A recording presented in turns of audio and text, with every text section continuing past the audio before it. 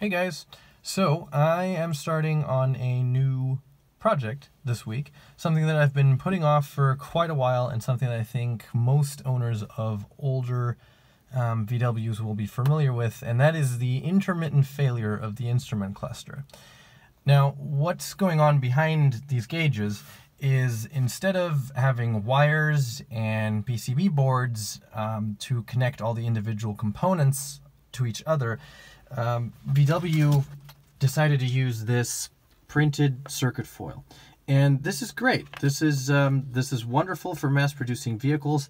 However, as these are getting up there in age, this particular vehicle is 38 years old this year.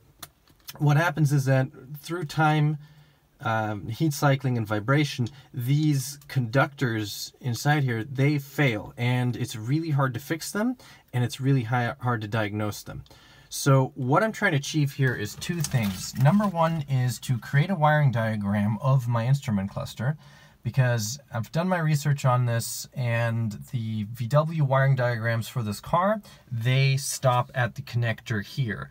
And then they just have a very, very rough schematic of the actual instrument cluster itself. I suspect that's because VW doesn't produce these instrument clusters. That's usually VDO or Motometer. So those are outsourced components. And so that's one goal of what I'm trying to do here, is to create a wiring diagram of the actual instrument cluster that I have. My hope is that I can release it to the community and that you guys can expand on it and change it. And because there's a bunch of cool information that you can have display on your instrument cluster if you just do a little bit of custom stuff.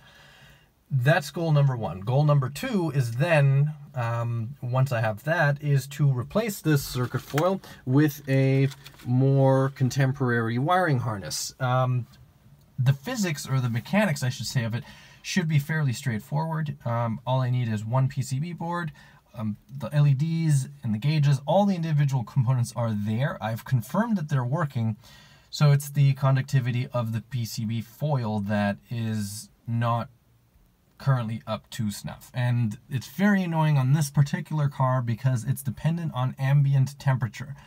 So in the wintertime, everything is fine as long as I have the heater off. In the spring and summertime, as soon as you drive the car for 10-15 minutes, your gauges start to fail. So that's something that I'm hoping to remedy with this. And the other thing is, to have the schematic in my back pocket, so if it ever fails again, it should be fairly easy to diagnose, and also it should be fairly easy to expand upon it. Because I'm sure some of you have noticed, I have two fuel gauges, and that doesn't really make sense, and there's a reason for that I don't want to get into right now. It just has something to do with retrofitting this tack, which the car didn't originally have. But I've got a couple ideas of what we can do with this little gauge down here to have it show something a little bit more interesting, maybe something a little bit more dynamic, to kind of monitor how the car is running. So the first thing we need to do is take this instrument cluster out, which fortunately is really easy.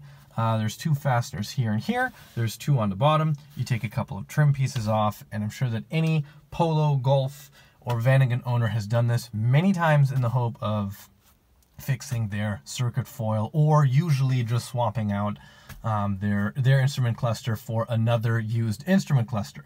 Well, that's something that's not going to be a solution forever, I don't think, because these instrument clusters are getting harder and harder to find, and usually you're swapping something that's only working 80% with another thing that's working 75%, worst case scenario. So that's kind of what I did on this car, and then I decided, okay, this isn't going to work. We're just going to replace all this with proper wiring and make some schematics while we're at it.